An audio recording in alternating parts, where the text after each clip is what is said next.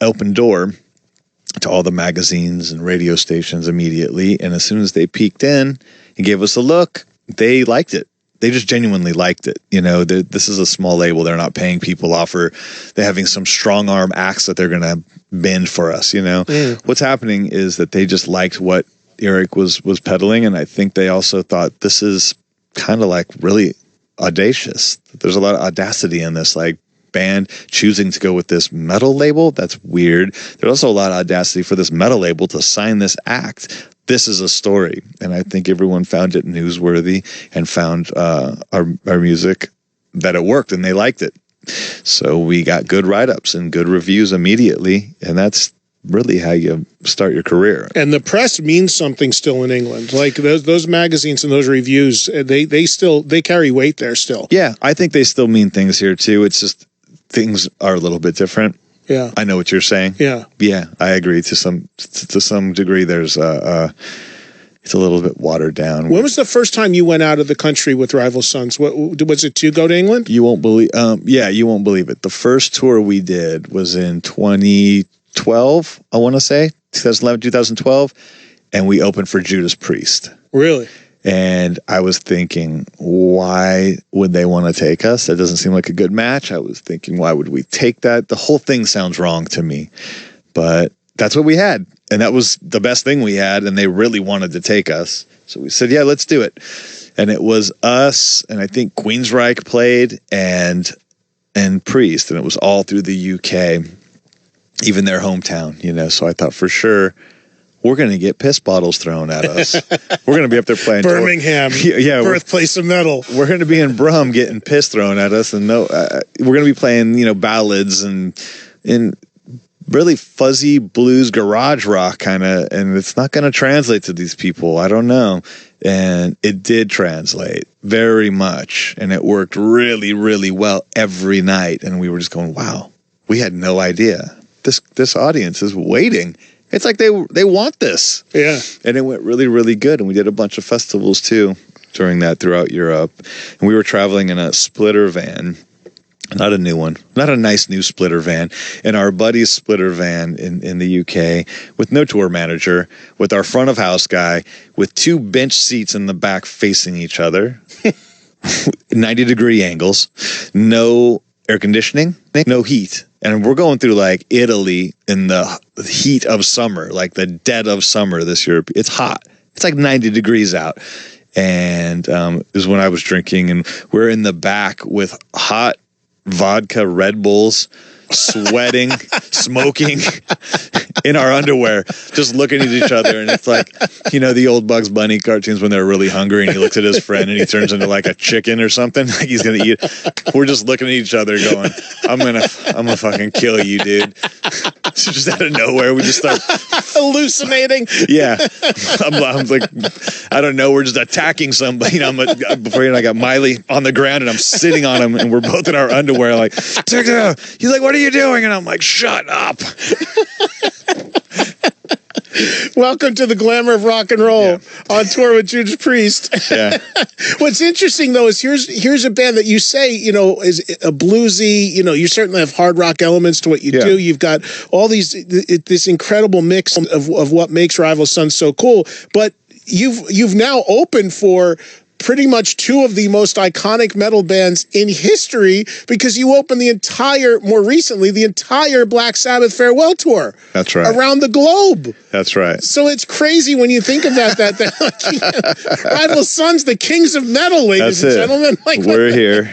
Appreciate us. But has it surprised you? Has it surprised you how those metal audiences have gravitated to you? Yeah, and it's a real blessing, because I find the two most loyal audiences in music, in the world of music, there's two, and I think it's metal and country. Like, they stay with their artist. Like a bad album, hey, it's okay. Wait, one more. I'm going to listen to the other ones until you make the next one. Right. Like, you know, indie rock, it's like, oh, I saw a picture of you in Star, and those shoes were super lame. I hate your record now. It's like really fickle, you know?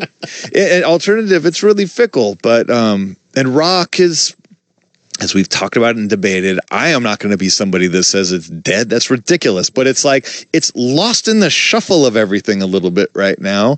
You know, even for a band like us, who I find not an active rock band at all, I don't really understand it.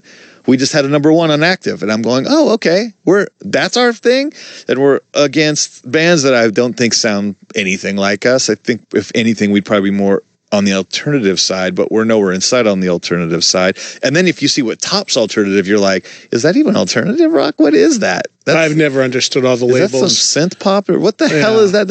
So it's weird. It's weird right now. So I'm happy that getting back to the point that the metal audience embraced us. We did things like Hellfest in France. You know this festival? I've heard of it. I heard it's great, actually. It's insane. You should go. It's insane.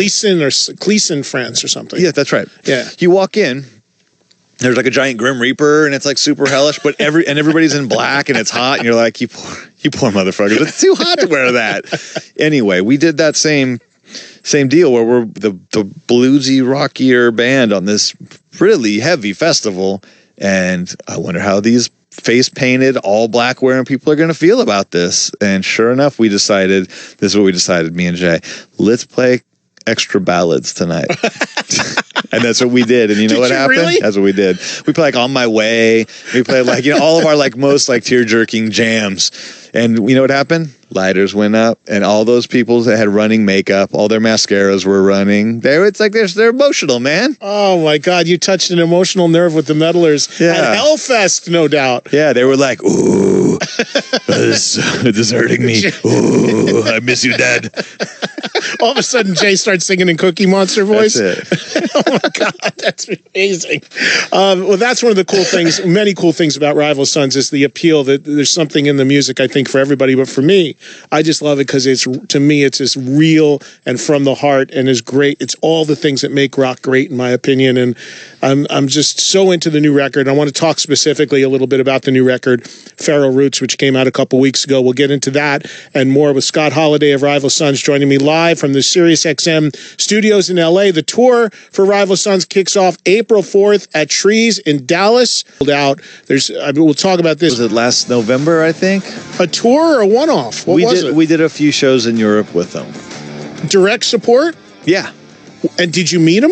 We met them, yeah. You did? Yeah. And anything anything out of the norm, or I've signed a waiver. I'm already starting to breach that waiver. You have an NDA about the fact that you opened for the Stones? Yeah, you can't talk, can't look, don't even say. Don't look me in the eye? No, we met them. The thing is, the Stones are more famous than everybody else, like the most famous band that you can name right now. Right. Let's just pick maybe the biggest rock band on the planet would be the Foo Fighters.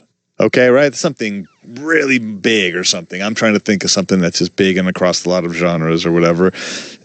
They are super crazy fans of the Stones. There's no comparison of what a Foo Fighters is to what a Stones are. Right, they themselves would not argue. Right. So when you're meeting the Stones, they're more popular than most people in government. Probably more people know who Mick Jagger and Keith Richards are than know who Donald Trump are in the world collectively. Right. So being around these people, it's literally like you're around the most famous people living on Earth.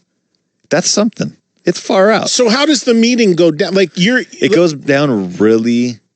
it's really Disney, and I'm not putting it down or anything. I thought it was fascinating and it was wonderful, and I'll never forget it. It's like a brokered thing, though. I'm assuming, right? Like, that's right. Okay, they're going to be here, and we're going to bring you in, sort of thing. Correct, and it's the only one we've ever done because we've done so many. We were talking about Kiss earlier. We've done Deep Purple. We've done Sabbath.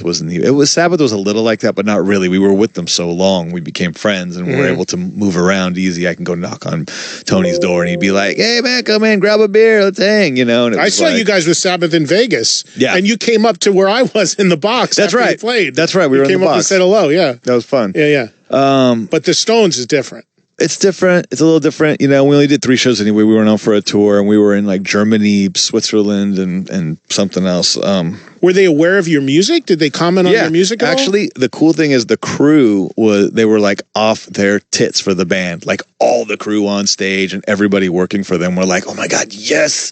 So every time we intersected them, they were like, "Dude, we're crazy fans of the band." And I'm like, "Yes, that's great." And their stage manager, who was really wonderful, pulled me aside right before we went on the first night and said, "Hey, I want to tell you something." And I said, "What?"